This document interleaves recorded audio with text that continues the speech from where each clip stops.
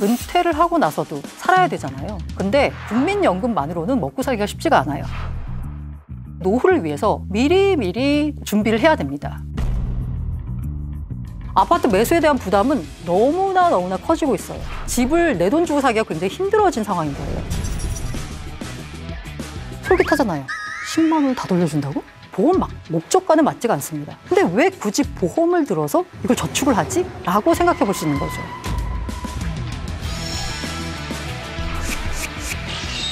큰 돈은 못 벌지만 눈 뜨고 코 베이는 일은 없도록 제가 말씀을 드릴게요.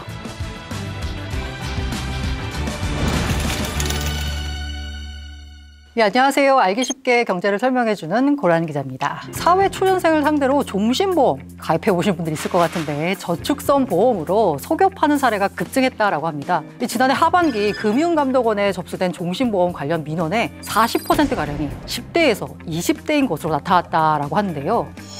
청년층 민원의 대부분이 뭐냐라고 보면 아니 나는 종신보험이 저축성 보험인 줄 알았다라고 가입했다는 겁니다. 자, 종신보험은 누가 들어야 되느냐? 40대 가장인데 내가 죽으면 우리 가족들은 어떻게 살지? 내가 사망했을 때 유족에게 경제적 도움을 주기 위한 보장성 보험입니다. 모르니까 이렇게 눈 뜨고 코 베었거든요. 그래서 오늘은 제가 재테크 초보를 위한 꿀팁, 돈이 되는 금융상품 설명을 해드리겠습니다.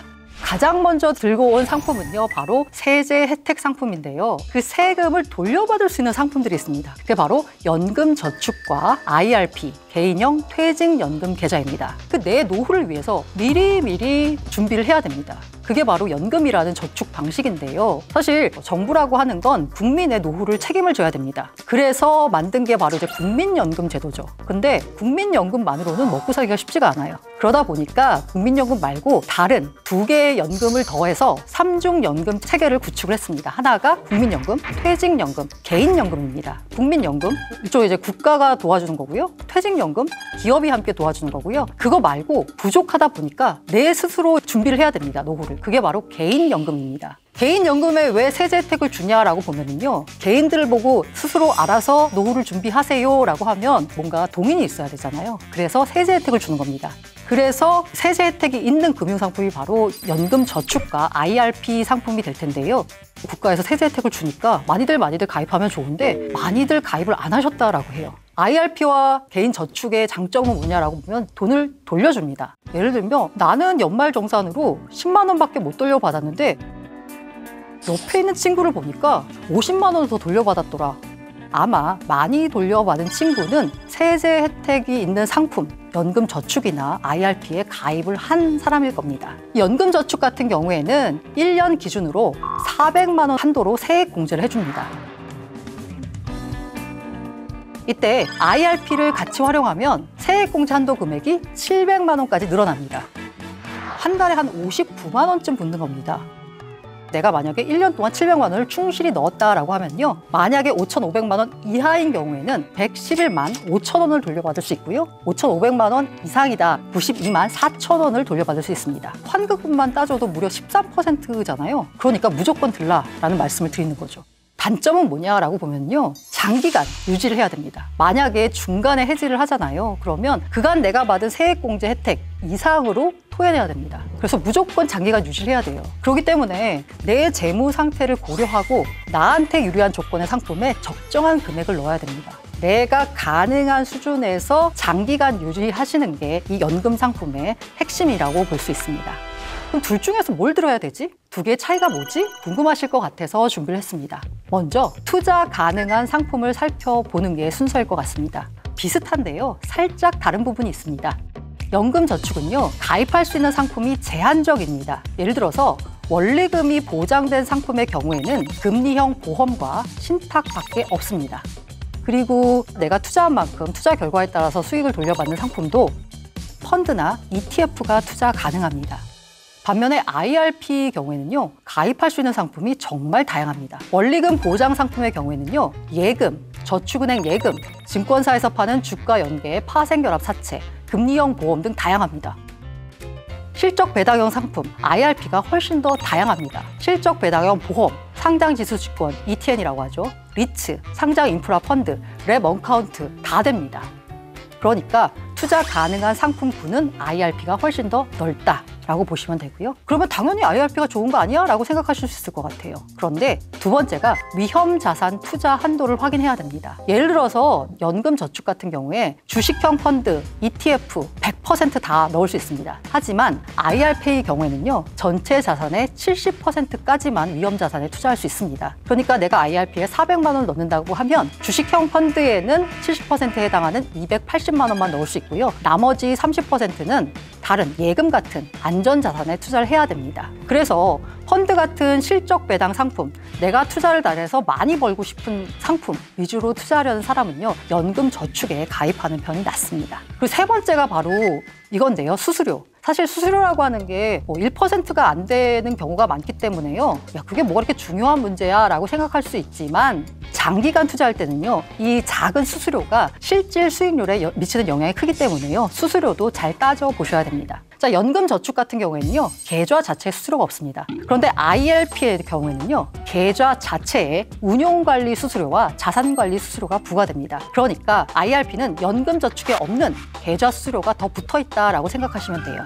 지난해 기준으로 보니까 은행 같은 경우에는 연평균 0.37에서 0.44% 정도, 보험사는 연평균 0.38에서 0.43, 증권사는 0.27에서 0.32% 정도의 수수료를 부과했습니다. 평균이 이렇다는 거고요.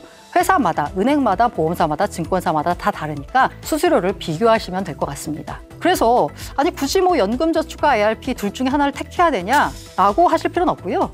두 개 다 가입하셔도 괜찮습니다. 다만 금융회사는 한 곳으로 통합관리하는 게 좋습니다. 예를 들면 제가 연금저축을 삼성증권에서 들었다라고 하면 IRP 역시 삼성증권에서 드는 게 전체적인 운용 수수료 절감이나 운용의 효율성 면에 있어서 더 좋습니다. 각각 제공하는 금융상품이 뭔지 종합적으로 검토해서 결정하시면 됩니다.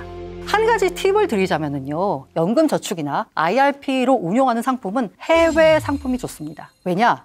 해외 주식형 펀드 혹은 국내에 상장된 해외 자산 추종 ETF 같은 걸 거래할 때요, 일반 계좌에서 과세되는 배당 소득세 15.4%보다 낮은 연금 소득세 3.3에서 5.5%만 내면 됩니다. 국내 주식형 펀드에 대해서는 아직까지 매매 차익에 대해서, 양도 차익에 대해서 세금을 안 냅니다. 2023년부터 5천만 원까지는 비과세, 그 다음부터는 세금을 내거든요. 그런데 해외의 경우에는요, 250만 원을 제외하고 나머지는 다 세금을 15.4% 내야 돼요. 그렇기 때문에 나중에 이제 최종 금액을 비교해 보면 훨씬 더 많이 수익을 올릴 수가 있는 거죠.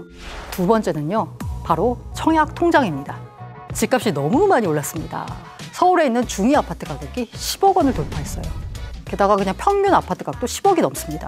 아파트 매수에 대한 부담은 너무나 커지고 있어요. 집을 내 돈 주고 사기가 굉장히 힘들어진 상황인 거예요. 그렇게 되면 어떻게 해야 되냐? 사실 청약의 경우에는 주변에 있는 아파트보다 시세가 싸게 나옵니다. 이러다 보니까 청약 당첨을 노리는 사람들이 정말 많이 늘어나고 있습니다. 그런데 나는 신혼부부도 아니야. 근데 내가 지금 청약 통장에 있어봐야 가점 따지면 나는 나한테는 기회가 없잖아 라고 생각하시는 분들이 있을 텐데, 사실 이렇게 청약이 100% 가점대로 전환된 게 최근에 와서입니다. 청약 제도가 도입된 게 70년대 후반이거든요. 그 이후로 최근까지 청약 제도가 150차례 개편이 됐습니다. 이게 무슨 얘기냐? 그만큼 청약 제도라고 하는 게 언제 바뀔지 모른다는 거예요.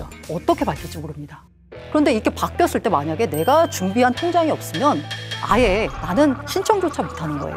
그렇기 때문에 일단 들고 있어야 됩니다. 일단 들고 있어서 준비를 해야지 언제 바뀔지 모르기 때문에 무조건 하나씩 들고 있어야 된다. 이 주택의 종류는요, 크게 국민주택과 민영주택으로 나뉩니다. 쉽게 말해서 국민주택은요, 정부가, 지방자치단체가, LH가 직접 건설하는 겁니다. 아니면 국민주택 기금을 받아서 지원하는 거예요. 그래서 85제곱미터 이하의 공공분양 아파트를 말합니다. 분양가가 저렴합니다. 민영주택은요, 국민주택을 제외한 주택을 말합니다. 그러니까 우리가 흔히 말하는 그냥 일반 건설사들이 지어서 분양하는 아파트가 맞고요. 그러다 보니까 대형 평수도 되고 아무래도 조금 시설이 더 고급지다라고 볼 수도 있겠죠. 하지만 그만큼 비싸죠. 청약통장의 종류는 그에 따라서 주택, 청약 종합저축, 청약저축, 청약예금, 청약부금 4가지로 크게 구분이 되는데, 뒤에 있는 3개는 다 무시하시고요. 주택, 청약 종합저축, 만능통장이라고 불리는데 요거 가입하시면 됩니다. 국내 거주자라면 연령, 자격 제한에 관계없이 누구나 가입할 수 있고요. 매월 2만 원 이상 50만 원 이내에서 자유롭게 납입이 가능하고, 요걸 들고 있으면 국민주택도 청약할 수 있고 민영주택도 청약할 수 있습니다. 그러면 얼마씩 넣어야 되지? 2만 원만 넣으면 된다. 10만 원씩 넣어라. 뭐 여러 가지 얘기가 많습니다. 일단 최소한 매달 넣어야 되는 돈은 2만 원입니다.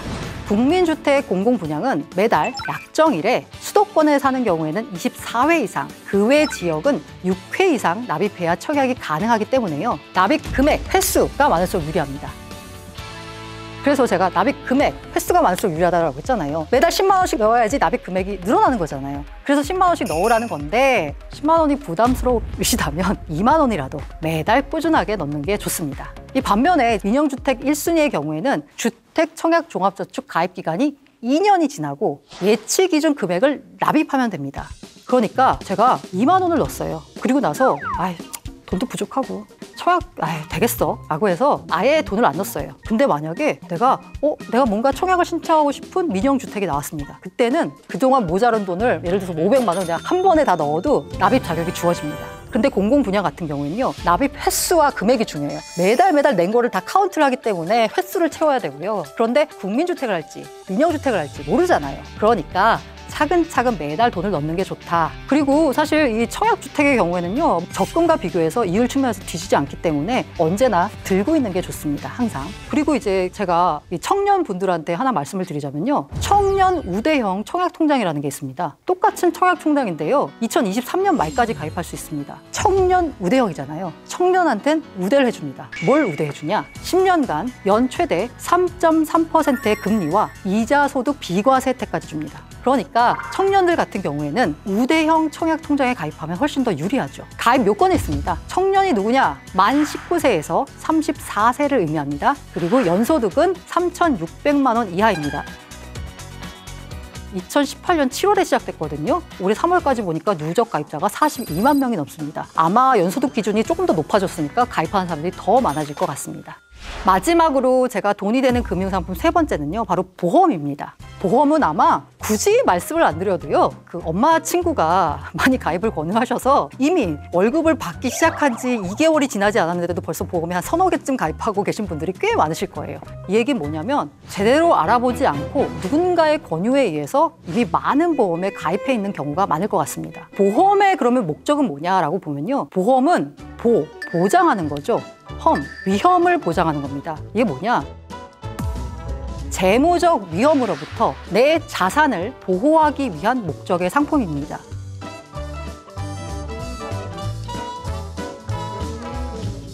그럼 재무적 위험은 뭐냐라고 보면요, 내가 아프거나 다쳐서 병원에 누워있으면 매달 월급을 못 받잖아요. 그러면 나의 재무적 위험이 닥칩니다. 이 위험을 보장하기 위한 게 바로 보험입니다. 보험도 크게 보면 두 가지 목적이 있습니다. 하나는 보장성 보험. 말씀드린 대로 보장성 보험은 내가 만약에 무슨 일이 닥쳤을 때 나한테 보험금이 돌아오는 거잖아요. 근데 이렇게 내가 돈을 냈지만 나한테 만약에 내가 죽거나 아니면 다치는 일이 안 벌어지면 나는 그럼 내가 낸 보험료는 그냥 없어지는 겁니다. 그런데 누군가는 뭔가 일을 닥치잖아요. 그러면 내가 낸 보험료가 이 사람한테 주어진 보험금으로 가는 셈이 되는 겁니다. 대표적으로 실손보험. 내가 병원에 안 가면 쓸 일이 없어요. 나중에 내가 뭔가 큰 병원비를 지출할 일이 있을 때 이 보험에서 커버가 되니까. 어린이 보험 마찬가지죠. 건강보험, 종합보험, 암보험 다 보장을 목표로 하는 보장성 보험입니다. 보험의 출발은 이랬을지 모르겠는데 이제 산업이 고도화되면서 나온 게 바로 저축성 보험입니다. 저축성 보험. 좀 약간 애매한 말인데 보장보다는 목돈 마련이나 노후 생활 자금을 대비해주는 보험입니다. 만기 시 지급되는 돈이요, 내가 낸 돈보다 더 많아요. 그러니까 저축이 되는 거죠. 그런데 제가 말씀드리고 싶은 게요, 바로 이 저축성 보험입니다. 보장성 보험의 경우에는요, 사실 매달 내는 보험료가 그렇게 많지가 않습니다. 그리고 보험을 꼭 들어야 돼? 라고 생각하시는 분들도 있을 텐데, 맞아요. 나한테 일이 안 생기면 그 보험은 그냥 버리는 돈이에요. 그런데 이 저축성 보험은요, 보험 목적과는 맞지가 않습니다. 위험을 대비하는 게 아니라요, 돈을 모으는 거예요. 그럼 돈을 모으기 위해서는 여러 가지 많은 상품들이 있잖아요. 그냥 적금 들면 됩니다. 근데 왜 굳이 보험을 들어서 이걸 저축을 하지? 라고 생각해 볼 수 있는 거죠. 사실 저축성 보험의 출발은 아마 보험사들의 여러 가지 다양한 수익구조 다변화를 위해서 만든 거예요. 보험사들이 팔 때의 의도는 뭐냐면, 우리는 보험 기능에다가 저축 기능까지 더해줬어요. 저축성 보험에 가입을 하시면 보험도 가입하시고 저축도 할 수 있는 겁니다. 라고 일석이조 상품입니다. 라고 광고를 합니다. 그런데요, 두 가지 목적을 달성을 하려면 보험의 목적 달성을 하기 위해서 들어가야 되는 돈이 있어요. 이게 바로 일종의 이제 사업비라고 이제 볼 수도 있는데요. 내가 100만 원을 보험료로 납입을 했습니다. 그럼 이 100만 원을 모두 다 막 저축하는데 이렇게 투자하게 되면 보험사 입장에서 뭐가 남죠? 그렇게 되면 이 보험회사는 뭘 먹고 사나요? 그러니까 보험료를 100만 원을 낸다라고 해서 이 100만 원이 전부 다 저축을 하는 게 아니고요. 이 중에서 한 10% 일정 부분을 차감을 한 다음에 그 나머지 부분만 투자를 하게 되는 겁니다. 그러면 내가 적금을 들면 오로지 100만 원은 다 적금을 넣을 수 있는 거잖아요. 근데 저축성 보험에 들면 100만 원이 아니라 90만 원만 들어가는 거잖아요. 이렇게 되면 나중에 비교를 해봤을 때 당연히 저축성 보험이 뒤질 수밖에 없습니다. 그래서요, 같은 돈으로 그냥 은행에 가입하겠다고 하면 예금을 하나 들고 적금을 하나 들고 보장성 보험을 하나 들고 두 개를 합치면 저축성 보험을 드는 것과 같은 효과를 낼 수 있습니다. 오히려 보장 범위가 더 넓어지는 거예요. 게다가 이게 보험 같은 경우에는 중도 해지하면 원금 손실 봅니다. 좀 돈을 깨가지고 나 급한데 좀 쓰고 싶어 라고 해서 돈이 필요해서 이걸 깬다라고 치면요, 거의 뭐 절반도 못 받게 되는 이런 상황이 펼쳐집니다. 물론 이 저축성 보험 같은 경우에는요, 예를 들어서 한 10년쯤 투자하게 되면 세금 측면에서 이익이 주어지고 이 은행 예금보다 오히려 나을 수도 있어요. 그런데 돈을 모으는 목적이다라고 하면요, 저축성 보험보다는 그냥 저축을 목적으로 하는 금융상품, 적금을 드셔라 라고 추천을 드립니다. 그래서 제가 보장성 보험을 가입할 때 따져야 될 3가지를 이제 들고 와봤습니다. 아마 설계사분들이 약간 유혹하는 멘트를 할 거예요. 10만 원씩 넣지 10년 뒤에 원금 다 돌려줘. 딱 들어도 뭔가 솔깃하잖아요. 이게 바로 뭐냐? 만기 환급형입니다. 그리고 그거와 대비되는 게 순수 보장형이에요. 순수 보장형은 그야말로 보장만 해줍니다. 간단히 말해서 만기 환급형의 경우에는 보험료가 비쌉니다. 10년 뒤에 그만큼 낸 원금을 돌려준다라는 건 다시 말하면 그 재원을 확보를 해야 된다는 거잖아요. 매달 내야 될 돈이 많아요. 그런데요, 만기 환급형의 경우에 잘 생각해 보시면요, 10년 뒤에 100만 원의 가치와 지금의 100만 원의 가치가 사실 다르잖아요. 그 다른 만큼 나는 손해를 보는 겁니다. 그냥 보험의 목적에 걸맞게 보장만을 위한, 그래서 매달 내는 보험료가 싼 순수 보장형으로 가입하시는 게 낫다라는 말씀을 드리고요. 두 번째가 갱신형과 비갱신형이 있습니다. 자, 갱신형은 처음 가입할 때는 보험료가 쌉니다. 시간이 지나면서 나의 위험도가 높아지니까 보험료를 더 비싸게 받습니다. 근데 비갱신형은 뭐냐면요, 안 바꿔요. 그냥 쭉 가는 거예요. 그러다 보니까 처음에 가입할 때요, 보험료를 애초에 비싸게 받습니다. 대신에 만기까지 이제 변동 없이 유지가 되니까 매년 보험료가 올라가지 않는 구조죠. 뭐가 더 유리하다라고 말씀드리기는 어려워요. 왜냐하면 갱신 주기에 따라서 보험료가 얼마나 오를지는 알 수가 없기 때문에요. 하지만 알고 가입하셔야 된다. 세 번째가 이제 보험료와 보장 내용인 거예요. 간단히 말하면 보장을 많이 해줄수록 보험료가 비쌉니다. 특정 부분만 보장을 해줄수록 보험료가 쌉니다. 그렇기 때문에 두 개를 비교하셔야 됩니다. 오히려 보험료가 조금 더 비싸지만 보장 내용이 더 넓은 상품을 선택하는 게 더 유리할 수도 있고요. 아니면 내가 보기에 이런 보장은 좀 쓸데없는 보장이야 나한테는. 그러면 오히려 보장 내용은 좁지만 보험료가 싼 상품을 선택하는 게 유리합니다. 당신을 홀리는 테마주의 거의 모든 것에 대해서 알아보겠습니다. 2021년 상반기 어떤 종목이 가장 많이 주가가 올랐을까요? 이스타코라는 회사입니다. 작년 말에 677원이었습니다. 그런데 지난달 말 6월 말에 얼마였는지 아세요? 6,650원. 와우. 상승률이 880%가 넘습니다. 코스피 시장에 상장한 이 이스타코라고 하는 회사는요, 부동산 매매, 임대업을 하는 회사입니다. 대선 주자인 이재명 경기지사의 장기 공공주택 정책 테마주로 꼽히면서 주가가 급등했습니다. 그러면 이스타코 다음으로 2021년 상반기 상승률이 높았던 종목은 뭘까요? 바로 NE능률이라는 회사입니다. 지난해 말 2,845원에서 6월 말에 22,400원까지 뛰었습니다. 왜 올랐을까요? 영어 교육에 뜨거운 바람이 일었을까? 그럼 다른 종목은 왜 안 올랐을까? 보시면 이 회사가 오른 이유는 최대 주주가 윤석열 전 검찰총장과 같은 파평윤 씨라는 이유로 윤석열 테마주가 됐습니다. 이스타코, NE능률 모두 다 거론되는 정치인과 무관하다라고 공시를 했지만 두 대선 주자 관련 이슈가 있을 때마다 주가가 들썩들썩합니다. 이 선거철에 기승을 부리는 정치인 테마주, 대부분 기업 펀더멘탈과 관계없이 급등락을 합니다. 이슈가 있을 때마다 주가를 들썩이게 하는 테마주, 대체 테마주란 무엇일까요? 그 테마주의 이름을 보자면요, 영어의 theme, 이 테마와 주식의 주자가 합쳐진 겁니다. 이 상장 주식 가운데 이 하나의 주제를 가진 사건에 의해서 같은 방향으로 주가가 움직이는 종목군을 말합니다. 방산주, 대북주, 코로나 관련주, 대선 후보 테마주 등등이 있습니다. 특정한 조건 하에서 이 다양한 업종의 종목군이 함께 움직입니다. 예를 들어서 한류 붐을 타고 한국을 찾는 중국인 관광객이 급증했습니다. 명동에 백화점을 갖고 있는 롯데쇼핑, 외국인 전용 카지노 사업을 영위하고 있는 파라다이스, 중국과 항공 노선을 운행하고 있는 대한항공, 게다가 중국 관광객이 많이 구매하는 화장품 관련 업체 주가도 함께 오르게 될 겁니다. 업종은 다 다르죠. 항공업종, 유통업종, 카지노 업종, 화장품 업종인데 하나의 테마는 바로 중국 관광객이 되겠습니다. 이 대장주는 주식시장에서 종목군별로 가격 상승과 거래를 주도하는 주식입니다. 하락 시장일 때는요, 가장 오래 버팁니다. 상승 장세면 가장 빠르게 오릅니다. 이 테마주로 묶인 같은 종목들 가운데 대장 역할을 하는 종목이 있습니다. 이 대장주가 만약에 상한가를 치면서 오르면 상한가 가면 그 다음에 테마주에 있는 다른 종목들이 같이 오릅니다. 반대로 대장주가 하락하게 되면 같은 테마로 묶인 종목들은 더 빨리 떨어집니다. 그래서 테마주를 찾는 것도 중요한데요. 테마주 가운데서 대장주가 뭐냐를 찾는 것도 상당히 중요합니다. 사실 테마주라고 하는 게요, 주식시장과 함께 탄생했습니다. 동, 서, 고, 금을 막론하고 증시가 있으면 테마주는 항상 있기 마련인데요. 가장 유명한 테마주는 사실 18세기 영국 남해회사.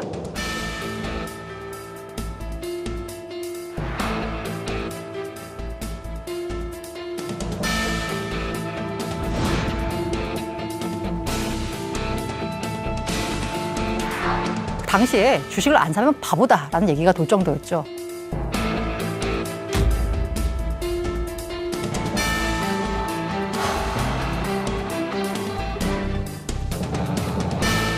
국내 테마주의 시초는 언제일까를 보면요, 북예멘 유전 관련주를 중심으로 해서 테마주가 나왔습니다. 이 당시에 사만기업이라는 회사가요, 북예멘의 마리부 유전 개발에 참여했다라는 소식이 시장에 퍼졌습니다. 이후에 선경, 유공, 현대종합상사 등 사업과 직간접적으로 연관된 자원개발 관련 종목이 6개월간 두세 배 급등하는 일이 벌어졌습니다. 근데 제가 말씀드리는데 이 유전 관련주는요, 이 실체가 있는 테마주였습니다. 87년 12월부터 북예멘 광부에서 본격적으로 원유가 생산되면서 테마주의 근거가 실체로 확인됐기 때문입니다. 하지만 많은 테마주의 경우에는요, 실체가 없는 경우도 많습니다. 대표적인 게 만리장성 4인방 테마주입니다. 북방 외교가 한창 진행되던 87년 말, 88년 초에요, 주목받았던 4개의 종목을 일으키는 말인데요. 이 당시에 대한알루미늄, 만리장성에 바람막이를 설치하는데 거기에 필요한 알루미늄 세실을 전량 납품한다. 주가가 급등했죠. 그러면서 나왔던 소문이 이 공사에 동원되는 인부들의 신발을 전량 납품하게 됐다라는 소문이 돌면서 검정 고무신을 만들던 태화라는 회사가 급등을 했습니다. 이러고 나니까 또 시장에서 어떤 루머가 만들어졌냐면요, 인부들이 간식으로 호빵을 먹는다라는 말이 돌면서 SPC 삼립 주가가 급등했습니다. 그런데 야, 호빵을 먹다가 체할 때 먹는 소화제는 회스탈이다라는 소문이 돌면서 한동약품 주가가 급등했습니다. 그리고 2001년에요. 미국 9.11 테러가 있었을 때 전쟁 관련주가 다 강세를 누렸습니다. 조만간 어떻게 전쟁이 날 수도 있다라는 위기감이 퍼졌죠. 이럴 때 올랐던 회사가 광림특장차라는 회사가 갑자기 주가가 치솟은 겁니다. 광림특장차. 특장차가 뭐지? 특수장갑차 아니야? 이 회사의 주요 사업은 참고로 크레인 제조와 굴착기 수입 판매 회사입니다. 이런 기이한 현상도 벌어졌습니다. 앞서 말씀드린 대로 시장이 정상적이면 이런 어이없는 오해는 사실 발붙일 곳이 없는데요. 그 뇌구조를 실험하는 과학자들 사이에서 이 돈을 버는 사람이 주변에 생기면요, 뇌구조가 바뀐다라고 해요. 처음에는 말도 안 돼! 라고 했다가 주가가 움직이면 그럴 수도 있는 거 아니야? 라면서 뇌구조가 바뀌게 되고 그걸 믿게 된다라고 합니다. 원래 그런 얘기 하잖아요. 광기와 버블의 한가운데서는 그 광기와 버블을 알아차릴 수가 없습니다. 알아차리는 건 광기가 사라지고 버블이 꺼지고 나서야 알 수 있는 거죠. 그래서 시장이 지지부진할 때 누군가는 어떤 기업의 주가가 많이 올라서 큰 수익을 얻기를 원하잖아요. 특히나 시장이 지지부진할 때 뭔가 테마를 만들어서 많이 벌기를 원하는 사람들이 있는 거죠. 소위 말하는 이제 세력이라고 하는 사람들인데 자기 계좌로 주식을 사고 팔아서 거래량이 늘면서 가격이 오르는 것처럼 조작을 하기도 합니다. 내가 샀다 팔았다는 거예요. 그러다가 이제 개인들이 붙으면 이들한테 던지고 차익 실현하고 나오는 거죠. 이런 걸 가지고 이제 가장 매매, 허수 주문인데요. 그래서 마치 거래량이 굉장히 많은 것처럼 하고요. 다 불법입니다. 가격을 인위적으로 만드는 거기 때문에요. 누군가가 어떤 의도로 해서 가격을 올리면 갑자기 그 얼척없는 논리가 그럴듯하게 받아들여집니다. 그렇게 믿는 사람들이 많아지면 더 주가가 오르는 거고요. 본격적인 테마주의 시작은 2000년대 들어서라고 볼 수 있습니다. 왜냐하면 테마주가 형성이 되려면 그야말로 정보가 빨리 퍼져서 개미들이 이제 붙어야 되거든요. 인터넷이 보급이 되면서 테마주 전파 속도가 빨라진 거죠. 그러면 이제 대세가 된 테마주가 뭐가 있을까를 짚어보면 역시나 정치 테마주가 되겠습니다. 이 정치 테마주가 굉장히 각광을 받았습니다. 각종 이제 인터넷 보급을 통해서 정치 관련된 게시판들, 정치 관련된 커뮤니티가 굉장히 화랑을 이뤘고요. 그 화랑을 이룬 커뮤니티에 똑같이 정보들이 돌기 시작하면 그게 바로 주가와 이제 연결되기 시작하는 거죠. 그 해당 정치인의 인기도와 그 해당 테마주가 대체로 정비례합니다. 그래서 이번에 선거 결과, 여론조사 결과를 봤더니 누가 우세하더라라고 보면 그 정치인과 관련된 테마주들이 갑자기 뜨고요. 이번 여론조사에서 뒤졌더라라고 하면 그 해당 정치인과 관련된 테마주 주가가 떨어지는 이런 일이 벌어집니다. 구체적으로 보자면 2개 정도로 구분할 수 있을 것 같아요. 하나는 좀 말이 되는 테마주, 하나는 말이 안 되는 테마주. 제가 말이 되는 테마주라고 했을 때는 정책 테마주를 말씀드립니다. 예를 들면 그 미국 대선에서 바이든이 되면 인프라 관련된 기업의 주가가 오를 거다라고 예상을 했어요. 실제로 바이든 대통령이 인프라 관련돼서 몇 조를 투자하겠다라는 투자 계획을 발표했잖아요. 그럼 당연히 인프라 관련된 기업들에는 투자금이 들어오기 때문에 이 회사의 실적이 좋아질 겁니다. 그렇기 때문에 이 정책 테마주는 그야말로 말이 되는 테마주입니다. 실제 사업이 이루어지면 관련된 예산이 집행이 되니까 실적 개선이 기대됩니다. 그런데 정치 테마주를 구성하는 또 하나의 줄기인 정치인 테마주는 그야말로 좀 말이 안 됩니다. 군부 독재 시절에야 이 해당 정치인과 친하다는 이유로 뭔가 특혜를 받을 수 있는 확률이 좀 있었죠. 하지만 지금 들어서는 누구와 친하다고 해서 특혜를 받았다가는 오히려 감찰 대상이 되기 딱 좋습니다. 김문수 전 경기지사 테마주 같은 경우에는 김 지사와 해당 경영진이 서울대 선후배다. 그리고 어떤 회사는 김 지사의 경기고등학교 동기다라고 했어요. 이 상장사 가운데 서울대 출신 임원이 한두 분 없는 상장사가 있을까요? 경기고 출신이 없는 상장사가 있을까요? 하지만 어디는 분류가 되고 어디는 안 되고 이건 결국 세력이 개입했다라고 볼 수 있을 수밖에 없고요. 사실 이제 지금부터는 정치의 계절이죠. 내년에 대선이 진행이 됩니다. 그러면서 벌써부터 대선 후보 테마주가 각광을 받고 있습니다. 그리고 우리나라의 특수적인 상황 때문에요. 대북 테마주도 테마주로 많이 분류가 됩니다. 테마주라고 하는 말 속에는요. 일종의 약간의 부정적인 뉘앙스가 있습니다. 기업 실적과 연결이 된다기보다는 연결이 될 거다라는 기대감에 오르는 경우가 많거든요. 이 대북 관련된 이슈가 대표적인데 그 기대감에 많이 오르는 경우가 있습니다. 이 90년대 말에는요. 대북 테마주는 주로 비료, 농약 등 원조 정책으로 인한 수혜주들, 비료 제조 업체들이 주목을 받았고요. 2000년 남북 공동선언 발표 이후에는요. 개성공단 관련 업체들이 핵심 테마주로 떠올랐고요. 북한이 전기가 부족하니까 북한으로 전기를 보내줘야 된다라는 그런 움직임이 일면서 대북 송전주로 분류되는 기업들의 주가가 요동을 치기도 했습니다. 그런데 이 대북 테마주의 경우에는요. 사실 우리가 무슨 대북 원조를 해준다거나 대북 송전 사업을 한다거나 이게 다 기대감만 있지 실제로 연결까지는 안 됐거든요. 그렇기 때문에 뭔가 남북 관계가 화해 국면이 조성이 된다라고 하면 올랐다가 갑자기 뭐 미사일을 쏜다던가 북미 정상회담이 좀 파기가 된다거나 이런 식의 약간 악화되는 국면이 나오면 또 바로 또 주가가 급락하고 이렇게 급등락을 반복하기도 했습니다. 그리고 어떻게 보면은 사람들이 이제 주식시장에 들어올 때는 꿈과 희망을 갖고 들어오잖아요. 그 꿈과 희망의 대표적인 게 바로 보물 테마주입니다. 이 아직까지도 계속 나오고 있는데요.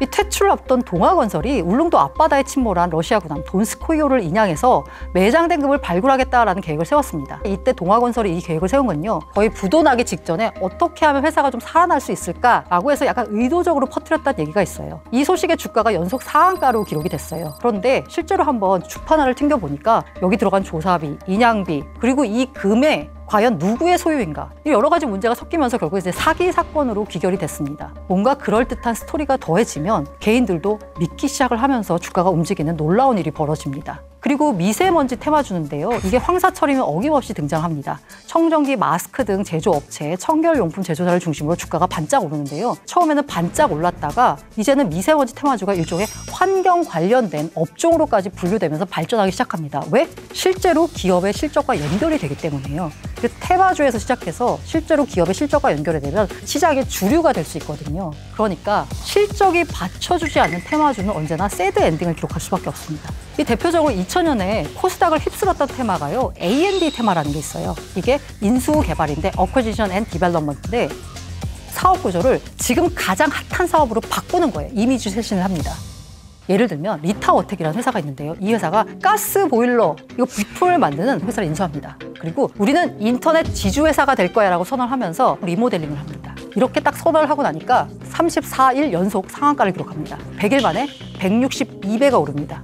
테마주 역사상 가장 많이 올랐고요. 이 옛날 회사인데 이걸 딱 껍데기를 바꿔가지고 인터넷 지주회사로 만들면 당연히 주가가 오를 거야 라고 기대를 한 거죠. 결과적으로 지주회사 밑에 굉장히 실적이 있는 괜찮은 인터넷 회사를 붙이지 못했고요. 실적이 받쳐주지 못했거든요. 결국 주가는 폭락을 했고 상장 폐지가 됐습니다.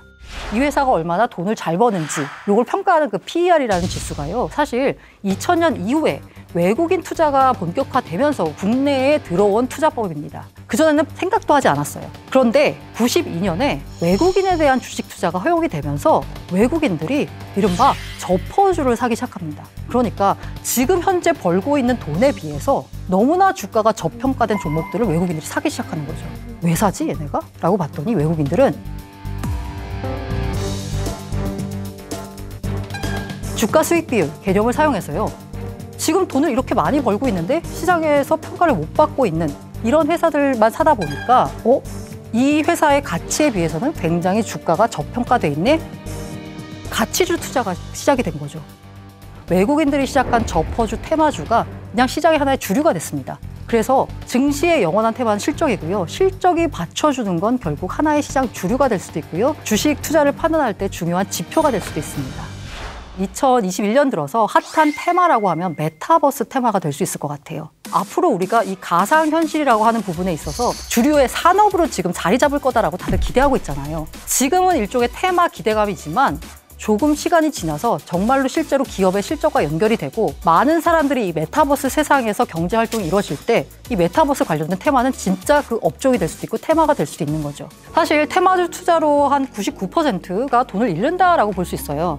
그런데 테마주 투자를 하는 모든 개인들은 다 나는 1%야 라고 생각하고 투자를 합니다. 테마주라고 하는 게 시장이 발달할수록 없어야 되는 거거든요. 그런데 아직까지 우리 시장이 그만큼 성숙하지 못했다라는 거고요. 이 전문가들이 개인 투자자한테 추천하는 테마주는요, 배당주 투자예요. 이 배당주도 일종의 테마주거든요. 기업이 주주들한테 배당을 준다라는 거는 그 회사가 돈을 벌고 있고 앞으로 2, 3년 후까지도 돈 벌 준비가 돼 있다라는 의미거든요. 착한 기업, ESG에 주목해야 하는 이유에 대해서 오늘 살펴볼 텐데요. ESG, 굉장한 트렌드죠. E, Environment, S, Social, G, Governance. 투자 의사를 결정할 때 사회 책임 투자 또는 지속 가능 투자의 관점에서 기업의 재무적인 요소와 함께 고려돼서 활용되는 개념입니다. 이게 사실요, 옛날에는 그냥 돈 잘 벌면 됐지 기업이 라고 인식들 했어요. 그런데 세상이 달라지고 영업이익이 얼마고 순이익이 얼마고 뭐 매출액이 얼마가 늘었고 라기보다 비재무적인 정보, 과연 이 회사가 사회에 얼마나 기여하고 있는지, 이 회사의 지배구조가 얼마나 투명하게 구성되어 있는지에 대해서 판단을 하고 판단한 정성적인 평가를 투자에다가 반영하기 시작하게 된 겁니다. 사실 책임 투자라고 하는 게 사회적 윤리 가치를 반영하는 기업에 투자하는 방식인데 재무성과, 이거는 전통적인 방식이죠. 그런데 봤더니 장기적으로 보니까 오히려 이 재무 성과뿐만이 아니라 지속 가능성에 영향을 주는 ESG 등의 비재무적인 요소가 더 중요하다라는 겁니다. 알고 봤더니 ESG 평가가 좋은 회사들이 주가도 좋았네? 라고 생각하는 거죠. 그래서 ESG라는 개념이 갑자기 투자 시장으로 들어오기 시작했습니다. 가장 처음에 시작한 건 이제 영국입니다. 2000년에요. 스웨덴, 독일, 캐나다, 벨기에, 프랑스 등 여러 나라에서 연기금이 돈이 많잖아요. 중심으로 ESG 정보 공시 의무 제도를 도입합니다. 예를 들면 노르웨이에 있는 국부펀드 같은 경우에는 우리나라에 KTNG에 투자하지 않습니다. 왜? 담배 만드는 회사니까. 이런 식으로 각 기금마다 이 돈을 무기로 해서요, 너희들이 ESG에 대해서 제대로 된 뭔가 성과를 보여주지 않으면 투자를 안 할 거야. 투자를 철회할 거야. 예를 들어서 어떤 연기금이 어떤 회사에 투자를 했었는데요, 이 회사가 알고 보니까 아프리카 내전이 벌어졌을 때 거기에 탄환의 원료가 되는 걸 수출한 게 밝혀진 거예요. 그러다 보니까 굉장히 큰 비난을 받고서 그 연기금이 투자를 철회한 경우도 있었고요. 이런 식으로 지금 ESG에 대해서 ESG를 지켜야지만 운용사들이 돈을 갖고 있는 사람들이, 투자자들이 투자를 한다라는 식으로 지금 바뀌고 있는 겁니다. 사실 ESG가 굉장히 2010년부터 많이들 얘기는 나왔었는데 이렇게까지 뭔가 각광을 받지는 않았었거든요. 그런데 왜 하필 지금인가를 보면 가장 먼저는요, 일단 돈의 힘입니다. 돈의 힘. 레리 핑크라는 분이 있어요. 이분이 세계 최대 자산 운용사인 블랙락의 CEO입니다. 이 회사가 굴리는 자금 규모가 한 9,000조쯤 된다고 해요. 이 레리 핑크 CEO가 2021년 1월에 기업 CEO들한테 연례 서한을 보냈거든요. 거기에다가 뭐라고 했냐면요, 기업의 사업 구조가 탄소 중립과 양립할 수 있는 계획을 공개하라라고 했습니다. 헉! 어떻게 되는 거지? 만약에 계획을 공개하라고 했는데 만약에 그런 계획이 없다. 그리고 만약에 이게 탄소 중립이 안 된다라고 하면은 쉽게 말해서 뭐야? 돈을 내가 빼겠다는 거잖아요. 기업 입장에서 굉장히 큰 충격입니다. 2020년 서한에서 뭐라고 했냐면요. 기후변화와 지속 가능성을 투자의 최우선순위로 삼겠다라고 했어요. 자, 이게 자산운용사가 할 소린가 싶어요. 투자의 최우선순위가 어떻게 기후변화와 지속 가능성이 될 수 있죠? 그 회사가 돈 잘 버는 게 사실 투자의 우선순위로 삼아야 되는 거잖아요. 그런데 블랙락이 기후변화와 지속 가능성을 투자의 최우선순위로 삼겠다라고 한 겁니다. 쉽게 말해서 기후변화와 지속 가능성에 악영향을 미치는 기업에 대해서는 아예 투자를 안 하겠다라는 겁니다. 이렇게 블랙락이 나서니까 기업들 입장에서는 이 얘기를 따를 수밖에 없어요. 왜? 블랙락이 나서면 그 다른 뒤에 있는 다른 운용사들도 역시나 같은 기준을 요구할 겁니다. 기업이 체질을 바꿔야 되는 거예요. 지금까지 기업은 매출과 이익 확대 중심의 경영 활동을 펼쳐왔습니다. 과거의 성공 방정식이 더 이상 통하지 않습니다. 제로 성장 시대라고 하죠. 오히려 지금 현재는 지구의 환경을 깎아먹으면서 우리가 성장하고 있는 거예요. 이러다 보니까 ESG가 중요해졌고요. 이 재무적 가치 때문에 상대적으로 중요하지 않았던 영역들에서 큰 리스크가 생기고 있습니다. 때문에 ESG가 미래의 지속 가능성을 담보하는 의사결정을 하는 경영을 의미한다라고 볼 수 있을 것 같습니다. 불과 얼마 전인데 트럼프는 지구온난화에 대해서 음모론이다라고 말하는 사람이었어요. 알아, 우리 지구 더 추워지고 있잖아 라는 얘기까지 펼쳤었거든요. 그런데 바이든 정부가 들어왔습니다. 바이든 정부는요, 핵심 공약이 기후변화, 사회정의, 평등, 다양성, 이게 다 ESG 이념에 부합하는 정책입니다. 그리고 이를 기반으로 해서요, 다양한 계획을 발표했습니다. 대표적인 게 바로 그린 뉴딜을 선언한 거죠. 여러 가지 국제 합의를 통해 가지고 우리가 ESG 활동을 하겠다는 의사표현을 계속하고 있습니다. UN 같은 경우에는 2006년에 UN 책임 투자 원칙을 통해서 ESG를 고려한 사회 책임 투자를 장려하고 있습니다. 이게 사실 ESG라는 말 자체가요, 2004년에 UN 글로벌 컴팩트라는 자리에서 언급됐습니다. 그러면서 최근 들어서 가장 각광을 받고 있는 필수적이고 핵심적인 투자 원칙의 하나로 여겨지고 있습니다. 최근에 들어서 보는 뉴스를 보시면요, 뭔가 무슨 국제회의가 굉장히 많이 열려요. 이게 다 국제기구를 통해서 전반적으로 ESG를 글로벌하게 확산하겠다라는 움직임을 볼 수 있을 것 같습니다. 소비의 주체로 떠오르는 그 MZ세대, 밀레니얼 Z세대가요, 이들은 나는 가치 소비자다라고 스스로를 규정하고 있습니다. 저는 싼 걸 쓰거든요. 그런데 이 MZ세대는 싼 게 아니라 의미 있는 것을 쓴다고 합니다. 2030 세대의 79%가 돈보다 가치에 열광한다라고 합니다. 이거를 미닝, 의미를 아웃하다, 미닝 아웃이라는 표현을 쓰는데요.